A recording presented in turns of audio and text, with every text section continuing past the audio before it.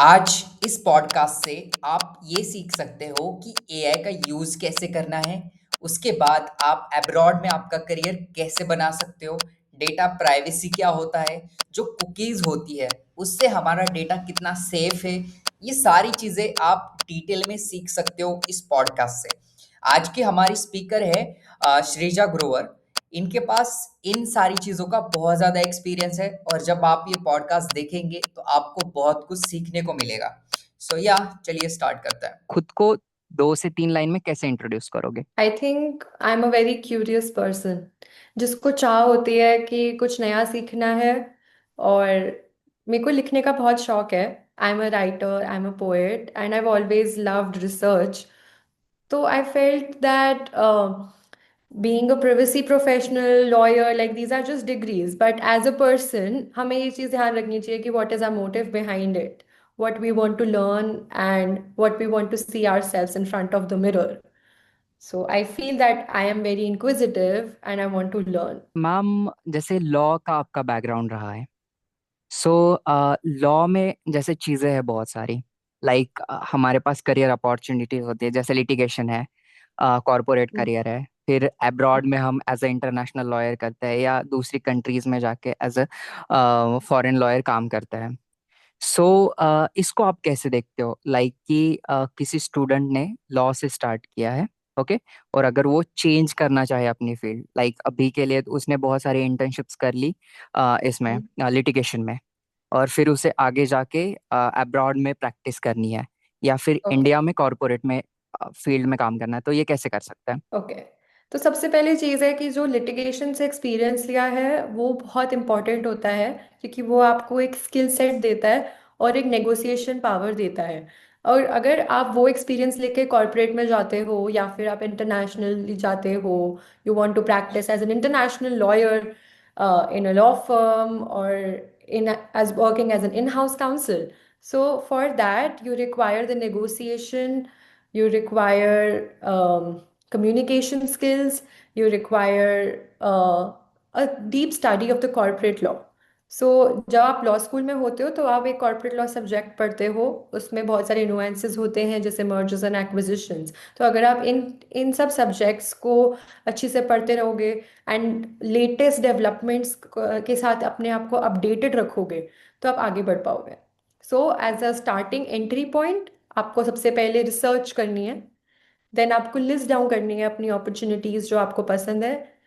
बहुत इंपॉर्टेंट है कि आप उन तरह के लोगों से मिलो जो आपको इन्फ्लुएंस करते हैं, जिनको देख के आपको लगता है आप कुछ सीख पाओ एंड आपको लगता है कि ये पाथ मेरे लिए बिल्कुल सही है।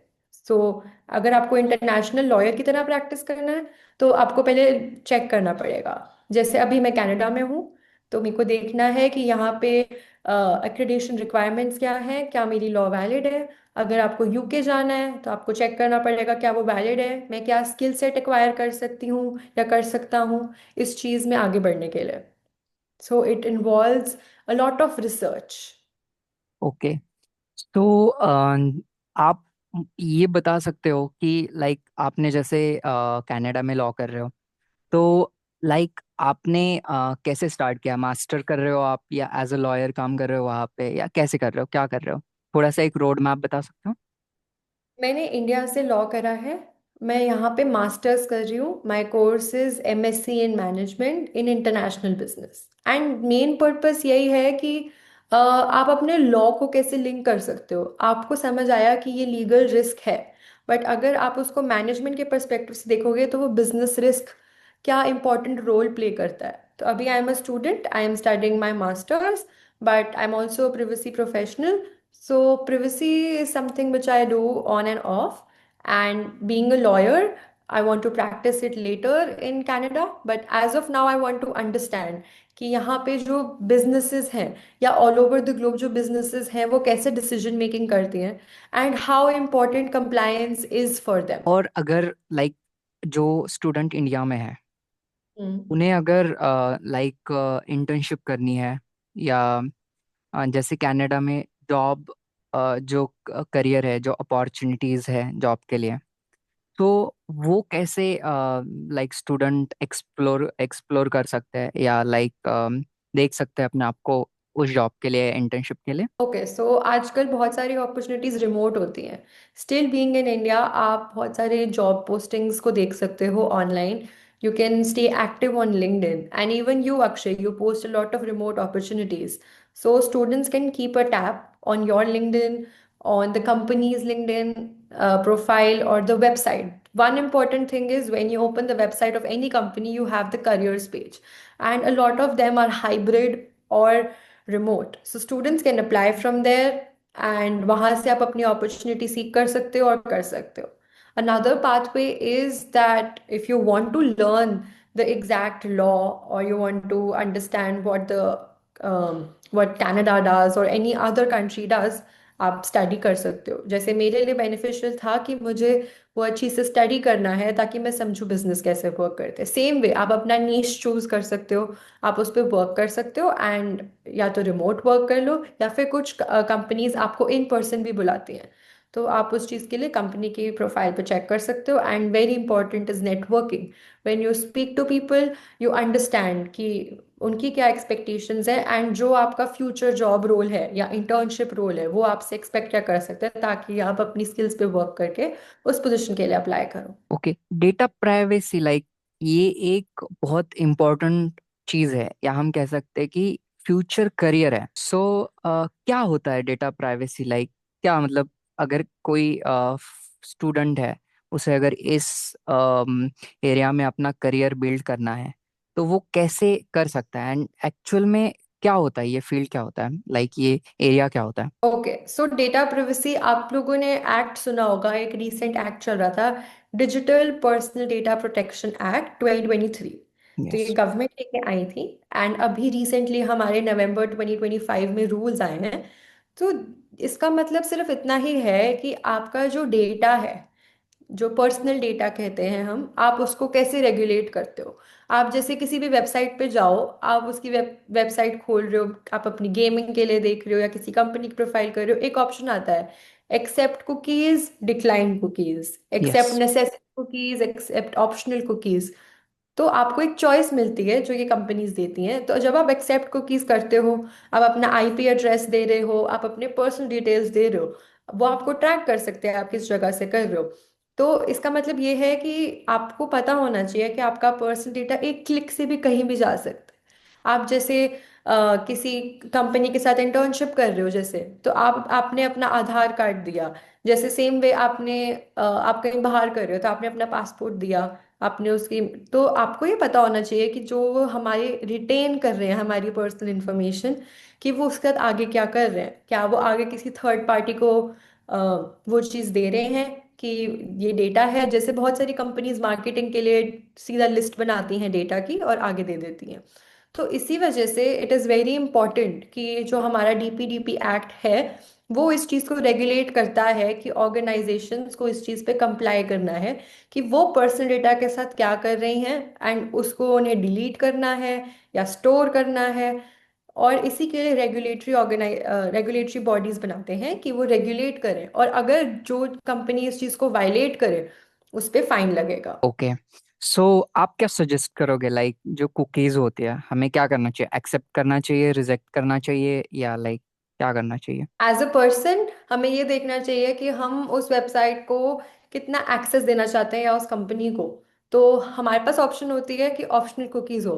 मैं पर्सनली ऑप्शनल कुकीज चूज करती हूँ कि I want the option to choose what kind of information I want to give. So that is something which every person should look at, that you should not just accept cookies. And ऐसे बहुत बार होता है कि हम accept terms and conditions accept कर लेते right. हैं. कितनी बार है कि हम इतना लंबा डॉक्यूमेंट नहीं पढ़ते. बट हमें ये पता होना चाहिए कि हम जहाँ पे भी कर रहे हैं उस चीज़ के पॉजिटिव इफेक्ट्स भी हैं, नेगेटिव इफेक्ट्स भी हैं. तो आप हमेशा देखो कि आपको कितनी इन्फॉर्मेशन अपने बारे में देनी है, और अगर कंपनी ऑप्शन दे रही है तो आप सिर्फ वही करो, नेसेसरी कुकीज कर लो. जो ऑप्शनल है आप उनको, हम्म. you have the option to either go right or left. You can choose left for the optional cookies and just choose for the necessary ones which are important for you to access the website. That's an example. Okay, क्योंकि लोगों को पता ही नहीं होता ये क्यों आ रहा है, क्विज क्यों आ रही है. राइट. जो लोग होते हैं, कई लोग होते हैं जो बस एक्सेप्ट कर देते हैं, क्योंकि हम्म। किसी को पता ही नहीं है ये सारी चीजें, इसीलिए शायद जो हमारा डेटा है वो बहुत जल्दी लोगों के पास चला जाता है, या जो कंपनीज है फिर हमें अलग अलग टाइप के ईमेल्स आने लगते हैं। जैसे आपने कुकीज का बताया, एंड जो हम एक्सेप्ट करते हैं डेटा हमारा चला जाता है कंपनीज के पास एंड ऑल। सो एआई कैसे हेल्प कर सकता है हमें इन चीज़ों में, पर्सनल डेटा को और अच्छे से बनाने में? एक्चुअली एआई का बहुत इल इफेक्ट है पर्सनल डेटा पे। हम्म। यहाँ पे हम बहुत सारे टूल्स यूज करते हैं, जैसे हमारे पास चैट जीपीटी है, हमारे पास क्लॉड है, हमारे पास जेमिनाई है। तो जब जो भी हम इनको पर्सनल डेटा देते हैं, ये यूज करते हैं पर्सनल डेटा को टू ट्रेन देयर मॉडल्स। ये यूज करते हैं बाकी हमारे कॉन्फिडेंशियल डेटा को टू मेक इम्प्रूवमेंट्स। तो ये भी हमारे पास ऑप्शन होती है कि हम उसको दें या ना दें। तो it's called AI automation and AI processing. तो पर्सनल डेटा के साथ बहुत नेगेटिवली इम्पैक्ट करता है, बिकॉज आप जितनी देर आप उसको अपनी इंफॉर्मेशन देते हो, वो सारी आपके पास आपको पता नहीं होगा कि किसी और कंट्री में वो इन्फॉर्मेशन कहीं पे यूज हो रही है, बिकॉज वो मॉडल ट्रेन हो रहा है। एंड क्या उस जगह क्या आपकी लोकेशन है उस पर्सनल डेटा के स्टोरेज की, तो वो भी बहुत इंपॉर्टेंस प्ले करता है। तो सेम वे एआई का बहुत इल इफेक्ट है। बट आप उस वे से देखो कि एआई हमें बहुत चीज़ों में हेल्प करता है। स्टूडेंट्स भी आजकल अपने होमवर्क में यूज करते हैं, बट उसका एक एथिकल वे होता है। आपको एआई को एक लिमिटेड यूजेज करनी चाहिए। आप उसको हर चीज दे दोगे, आप अपना हर कॉन्फिडेंशियल डॉक्यूमेंट दे दोगे। जैसे अगर हम कुछ स्टडी करते हैं या लीगल प्रोफेशनल्स हैं, अगर वो कोई केस अपलोड कर दें, सो that is breach of confidentiality of your confidentiality agreement of your with your client. And अगर आप किस कोई रिसर्च पेपर अपलोड करते हो, तो वो कॉपीराइट जो उन्होंने लिया हुआ है आप तो पब्लिकली अवेलेबल कर रहे हो। Like there are certain sources which are only available when you have paid for the access. But if you're uploading it on sources such as ChatGPT, then it can be used in other ways. So that is very important that you read the terms and conditions of every app or every website you go through. So terms of service for the website and terms and conditions for the app, because वो बहुत importance play करते हैं कि आपका data कहाँ कैसे किस वे में यूज हो रहा है। एंड एआई इवन तो वो बहुत बेनिफिशियल है, but we need to learn how to go ahead with it. Like we need to train our apps that what kind of data they will capture, and what kind of data, if they're even capturing, how they are storing it, and what they're doing further with it. Okay. So जैसे AI tools है, तो as a lawyer, as a law student, कौन से AI tools best है जो lawyer के लिए है, और हम कैसे यूज कर सकते हैं उसका, हमारे रेगुलर लाइफ में? ओके। सो मैंने अभी आपको बहुत सारे टूल्स हाँ मेंशन हाँ, या किए, chat GPT, chat. Gemini, Claude. There are so many other websites which use AI. आप इमेज जनरेशन के लिए कर सकते हो, आप वीडियो एडिटिंग के लिए कर सकते हो, एंड इवन कुछ लोग अपने आर्ग्यूमेंट्स प्रिपेयर करवाने के लिए करते हैं। But my personal recommendation is कि आप ये सब ना यूज करो। आप अपने एआई को खुद ट्रेन करो। आप ह्यूमंस हो, आप उसको ऐसा प्रॉम्प्ट दो कि AI, you can guide me on this, how to go about it, instead of asking the answers. As a student, there is a thing called plagiarism, which is there whenever you're copying content. So AI without referencing or AI generated output will uh, term as AI detected in lot of detectors such as Turnitin, and even the free resources Quillbot. You can even take a premium to check that. So you should not actually get the answers from them. Use AI judiciously and mindfully to actually uh, help yourself training your mind, because that is very important कि आप वो समझो कि हम उस technology को ऐसे use करें कि हमें वो आगे बेनिफिट करे। ये नहीं हो कि हम इतने डिपेंडेंट हो जाए कि हम एआई के बिना कुछ नहीं कर पाए। राइट। इससे रिलेटेड मेरा एक बहुत इंटरेस्टिंग क्वेश्चन है, और लोग बहुत पूछते हैं ये, कि क्या एआई रिप्लेस कर सकता है लॉयर को या एडवोकेट को? एआई रिप्लेस नहीं कर सकता कभी भी, बिकॉज जो एक लॉयर होता है हम्म। उसके पास सिर्फ जो आर्ग्यूमेंटेटिव स्किल होती है और जो अडेप्टेबिलिटी होती है। आप जो एआई मॉडल है, बहुत सारे एआई मॉडल्स हैं जो आप प्रॉम्प्टिंग करके उनसे अपनी ड्राफ्टिंग करवा सकते हो। बहुत राइट। सारे एआई मॉडल्स हैं जिनसे आप अपनी आर्ग्यूमेंट्स भी प्रिपेयर करवा सकते हो। एंड इवन ऐसे होगा कि किसी दिन कोर्ट्स में we have our AI agents talking to judges. But that thing cannot totally replace, because there is something called as keeping a check and balance. अगर हम AI, हम robots की बात करें, earlier like there was development of robots and still there is. You have seen lot of restaurants जो robots के through अपना खाना serve करवाते हैं, and robots के through बहुत सारी automation करवाते हैं. But what if that robot is uncontrolled? There are a lot of movies made on it, like the robot is walking, and if like, will the robot have the spatial awareness? Will the robot have adaptability if we talk about serving in the restaurant? But if we talk about law, क्या robot के पास वो power है कि वो emotion समझे? क्या वो, अगर लिटिगेशन की बात करें, क्या वो एआई या रोबोट है, वो ये नहीं समझ सकता ना कि दूसरी पार्टी कैसे काउंटर आर्ग्यूमेंट्स कर रही है और हमें अपना आर्ग्यूमेंट कैसे वे में मोल्ड करना है. इवन दो हम अपने एआई को ट्रेन कर सकते हैं, but why not use it as a resource? So you should stay up to date with the technology. You should actually focus on improving your skills with AI and learning how to use it, instead of just worrying about कि आप replace हो जाओगे अपनी job पे. Because अगर आप कुछ unique कर रहे हो और आप कुछ ना कुछ नया सीख रहे हो, तो आप रिप्लेस नहीं होगे. राइट. क्योंकि जो एआई को चलाना जानता है, जैसे प्रॉम्प्टिंग, मेन तो प्रॉम्प्ट ही है, तो प्रॉम्प्ट हम्म. देना जानता है. सो लाइक उसके लिए एआई बहुत सिंपल. और जो भी एंट्री लेवल जॉब्स है वो तो अलग चीज है, बट जो एआई मेनली हमारा काम बहुत फास्ट कर दे रहा है. सो इस वजह से ही लोगों को ये है कि नहीं, हमारी जॉब जा सकती है. बट मुझे भी लगता है कि नहीं जाएगी जॉब, क्योंकि लाइक बस प्रॉम्प्ट देके हमें उससे जो हमारा 10 घंटे लगते हैं काम के लिए, वो 1 घंटे में करके देता है. सो ये एक चीज़ है. सो लाइक आपने अब्रॉड अपना करियर, लाइक आप फ्यूचर भी अब्रॉड में ही लाइक जॉब एंड ऑल सारी चीज़ें करोगे, राइट? कर सकती हूँ, there are options, but my primary motive is to learn how the systems work. I might go back to India or I might work here. It depends totally. Because यहाँ पे आप बहुत सारी चीज़ें सीख सकते हो कि एक डिफरेंट वे ऑफ लर्निंग है. जो मेरा कॉलेज है वो केस बेस्ड लर्निंग कराता है. आप एक मंथ में मैंने जैसे 40 केसेस कर लिए थे इन मैनेजमेंट, इन बिजनेस, की रियल लाइफ में क्या क्या हो रहा है. सेम वे इंडिया में भी वैसे हो सकता है, बट यहाँ पे अगर जैसे कोई स्पेशलाइज्ड इंस्टीट्यूट है, या फिर कोई आप ऑनलाइन कोर्सेज भी कर सकते हो या अब्रॉड आके भी पढ़ सकते हो. It's always your perspective and it's always what you want to learn. Like Ivy, my institute is known for its case-based learning, and I think it does a really good job. It forces you to work under pressure. It forces you to read a lot of cases so that you get your retention power, you get your focus, and you develop your mindset. And I think that's very important. Right. So अब जैसे India से student कर रहे हैं, ठीक है. So India and Canada में क्या डिफरेंस है as a law student? Like क्या अपॉर्चुनिटीज हमें मिल सकती है कनाडा में, एंड इंडिया में हमें क्या मिलती है? आपको क्या लगता है इस बारे में? In law, या इन लॉ.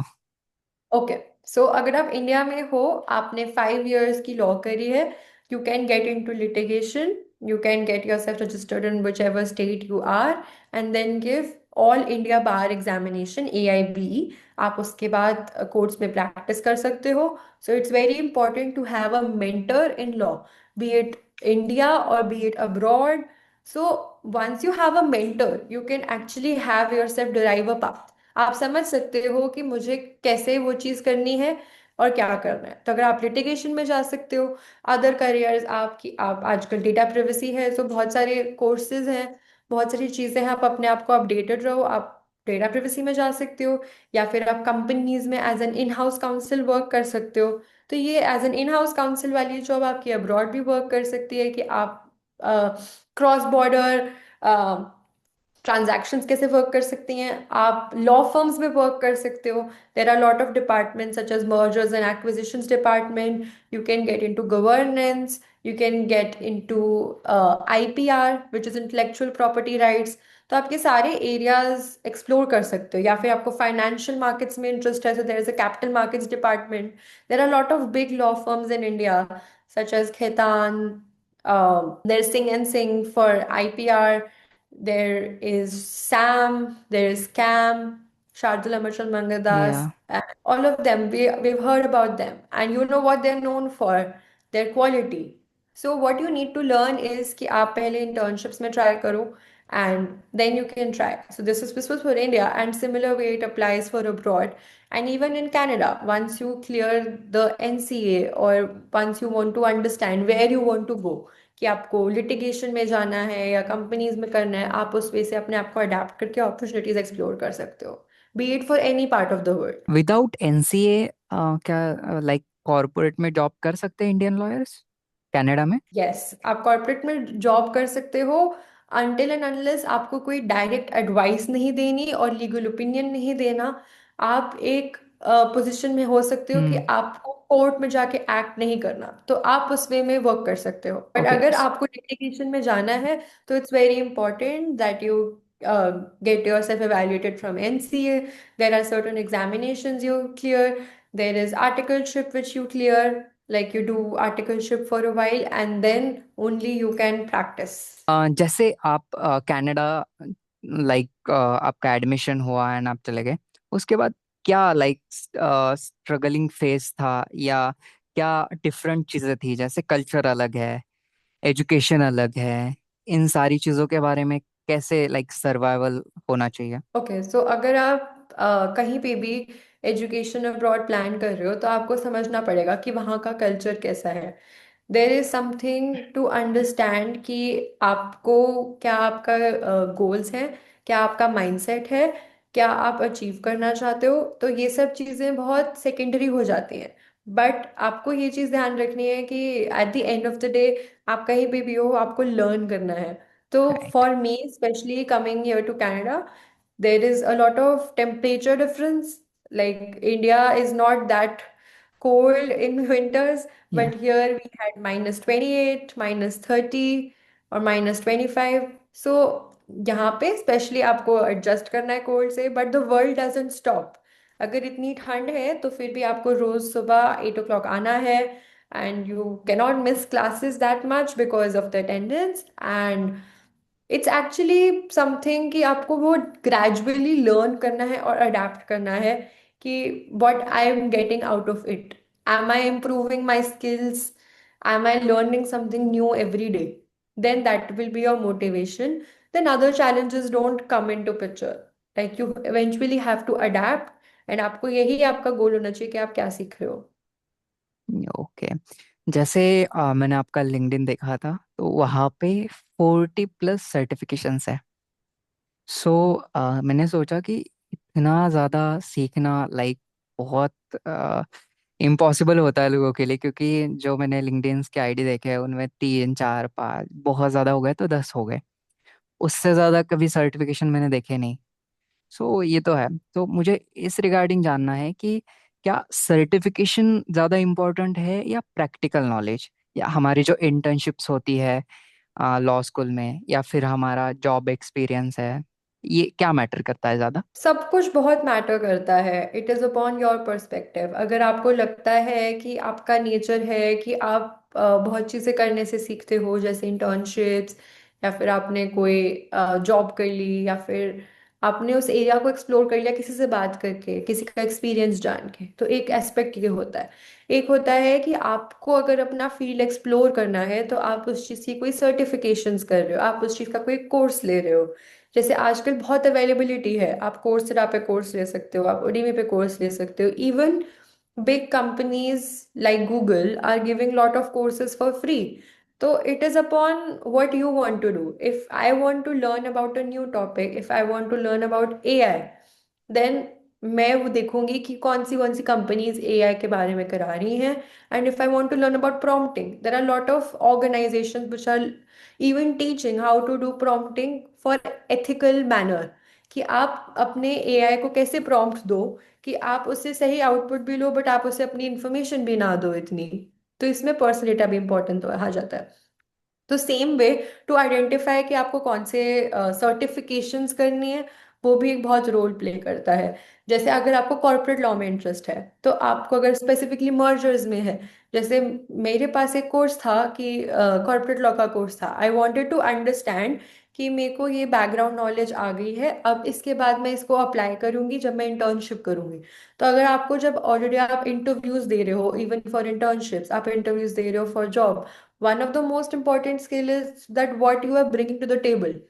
आप उनको क्या दिखा सकते हो कि आपको वो सब्जेक्ट की नॉलेज है या नहीं। आजकल इंटर्नशिप्स में आप ये भी देखते हो कि if it is in IPR, then have you read the IPR laws in India, or have you read about the cross border protections which are available? तो आपको ये पता होना चाहिए कि अगर आप जितने मर्जी कोर्सेज कर लो, it is not on the number, it is upon what you learn from him. It is about, अगर आपने एक या दो कोर्सेज भी करे हैं बट आपको पता है कि आपको उस चीज में पैशन है, then that is also enough. That is not stopping you from entering the job market or like doing anything in life, because it's about, I think learning is a gradual curve which is in our life. अगर अगर जैसे हमारे first question में भी था कि what represents me, अगर हम वो लर्निंग कर्व रिप्रेजेंट कर रहे हैं अपने आप को, हम एक लाइफ के पाथ में चल रहे हैं, अगर हम रोज कुछ ना कुछ सीखेंगे तो वो हमें इवेंचुअली बेनिफिट करेगा। हमें नहीं पता कि हमें वो जो हमने एक वेबिनार अटेंड करा था या फिर एक इन पर्सन सेशन अटेंड करा था, उससे क्या होगा। मैंने जैसे अपनी डिसर्टेशन करी, मैंने एक सेमिनार अटेंड करा था, मुझे उससे एक आइडिया हुआ एंड उससे मैंने अपनी डिसर्टेशन लिखी। It is something which stage with you for ever. जैसे एआई है, तो बहुत लोग एआई को अपना डेटा दे देते हैं। कोई केस है, अपलोड कर दी, इसमें उन्हें जो भी चाहिए चेंजेस करने हैं या जो भी उन्हें सीखना है उस केस से, अपनी पर्सनल केसेस या जो भी क्लाइंट का डेटा है वो दे दिया। क्या ऐसा करना चाहिए लॉयर्स को या लॉ स्टूडेंट को? ऐसा बिल्कुल नहीं करना चाहिए। आप क्या कर सकते हो to use it ethically, because आप जो डेटा दे रहे हो आप एक कॉन्फिडेंशियलिटी राइट। अग्रीमेंट से बाउंड हो। We have something called NDAs which is non disclosure agreement. You are not supposed to leak it out to the AI systems or leak it out to the public. What you can do is, if you do not know about something, if you want to understand, for example, section 10 of the Copyright Act, तो आप उस चीज को AI के बारे में पूछ सकते हो, can you explain me in a simple manner about this section of the copyright act. You can gain more insight on it than asking AI to give the solution. Because जब आप उससे solution मांगते हो, आप अपनी जो human intervention है और thinking है वो close कर देते हो। तो आपको ऐसा नहीं करना चाहिए because of confidentiality concerns, and also because we should use and channelize our brain to give the client the best possible solution and way forward. जैसे फ्रेशर्स होते हैं, जिनका फर्स्ट जनरेशन लॉयर्स होते हैं, जब वो लॉ करते हैं तब उन्हें लगता है कि नहीं, हमें कुछ नहीं होने वाला हमारा, क्योंकि हमें लॉ का नॉलेज नहीं है, हमें कुछ भी पता नहीं है कि हमें कैसे क्या करना है। और बहुत सारे लोग इसी वजह से करियर एक्सप्लोर ही नहीं करते। जैसे बहुत सारे करियर्स है, बस लिटिगेशन नहीं है, कॉर्पोरेट है, अब्रॉड जाके हम एज अ लॉयर काम कर सकते हैं, और रिमोटली भी एज ए इंटरनेशनल लॉयर को क्रॉस बॉर्डर कॉन्ट्रैक्ट ड्राफ्टिंग कर सकते हैं। यूएस में कितने सारे लॉ फर्म्स है जो इंडिया के, पाकिस्तान, बांग्लादेश, फिर इंडोनेशिया, यहाँ के लॉयर्स को हायर करता है। ये चीजें ही नहीं पता है लोगों को, फर्स्ट जनरेशन लॉयर को। या अगर आप एक एडवाइस देना चाहो फर्स्ट जनरेशन लॉयर को तो क्या दे सकते हो? So one advice I would like to give की is that you should stay adaptable. Adaptable एक बहुत extensive term है। आपकी लाइफ में जो भी आपके चैलेंज आए, आपकी लाइफ में कोई भी अपॉर्चुनिटी आए, अगर आप बिल्कुल स्ट्रिंजेंट रहोगे कि ये बहुत डिफिकल्ट है, कि ये बहुत इजी है, जो आपको बहुत इजी चीज लगती है वो असली में बहुत डिफिकल्ट टर्न आउट कर जाती है। और जो बहुत डिफिकल्ट लगती है वो क्या पता आपके लिए इजी हो, अगर वो सबके लिए डिफिकल्ट है तो क्या पता इजी हो। सो पहली बात ये है कि एज अ यंग लॉयर और एज अ लॉ स्टूडेंट और even as a high school student, आपको ये असेस करना है कि आपको क्या उस चीज में इंटरेस्ट है, then it's worth trying. Like for law in India, अगर आपको 3 years LLB करनी है आपको अपनी ग्रेजुएशन के बाद, तो आप कर सकते हो। अगर आपको 5 year कोर्स करना है which is like BA LLB या BBA LLB, it is a commitment for 5 years आपको देना है। बट आप वो सोचो कि आप उससे कितनी चीजें सीखोगे in the end of it. आप ये देखो कि आपको इतने सारे लॉज आ गए, आपको इतनी सारी स्किल्स डेवलप हो गई, तो वो आप आगे कैसे यूज करोगे? So there is nothing which is hard, but there is always something where you can learn how to tackle the hard. Great, actually ये सीखना चाहिए, सीखना बहुत इम्पोर्टेंट है मुझे तो लगता है। या हम और थोड़ा सा एआई के बारे में डिस्कस करते हैं। जैसे एआई जो स्टूडेंट है तो उनके लिए तो बहुत ज़्यादा इम्पोर्टेंट है, उन्हें बहुत हेल्प कर रहा है, क्योंकि प्रेजेंटेशन हो गए, लीगल रिसर्च हो गई, जो भी कंसेप्ट समझ नहीं है वो आराम से उन्हें समझ में आते हैं। गूगल के ऊपर बहुत रिसर्च करना पड़ता है उसके बाद। ये है कि लाइक जो लीगल प्रोफेशनल है या किसी भी फील्ड के लाइक रिलेटेड, लॉ के रिलेटेड नहीं है, बाकी भी फील्ड के, तो एआई एक अपॉर्चुनिटी है। हम उसे सीख के बहुत फ्यूचर में ग्रो कर सकते हैं, या ये एक जॉब हमारी उससे जा सकती है एआई की वजह से बहुत सारे, या हम कह सकते हैं कि एआई की वजह से बहुत चीजें आ सकती है जिससे कि हमारा करियर भी डिस्ट्रॉय हो सकता है और चीजें भी डिस्ट्रॉय हो सकती है। Okay, so AI is like two sides of a coin. या तो आप सोचोगे कि मेरा हेड्स आएगा या मेरा टेल्स आएगा। So yeah there are both positives and negatives to AI. तो आप पॉजिटिव्स लिस्ट करो तो हमारी बहुत बेनिफिट कराए हमें। हमें हर चीज, हमारे टास्क इजीली करा सकता है। इवन आप अपने स्केड्यूलिंग के लिए भी एआई यूज कर सकते हो। सो इवन फॉर प्रोफेशनल्स, अगर आप उस चीज को लेवरेज करो तो आप बहुत चीजें कर सकते हो उससे। बट अगर आप उसके नेगेटिव्स देखो तो नेगेटिव्स भी बहुत है, जैसे पर्सनल डेटा को रिस्क, जो हम अभी या पहले डिस्कस कर चुके हैं। या फिर कि वो एआई इतनी हो गई कि आप उस चीज को कंट्रोल नहीं कर पा रहे। तो आपको एक जुडिशियस वे से सोचना चाहिए, आपको एक बैलेंस बनाना चाहिए कि आप एआई से सीख रहे हो, पर आप उस पर इतना डिपेंडेंट भी नहीं हो रहे कि आप उसके बिना कुछ भी नहीं कर पाओ। So take benefit of the technology you have, but still create your own identity and still learn how to develop your own skills from that specific resource which you are getting. There are a lot of free resources, आपको उन resources को use करना है। आप बहुत सारे AI tools use करके बहुत सारी skills सीख सकते हो।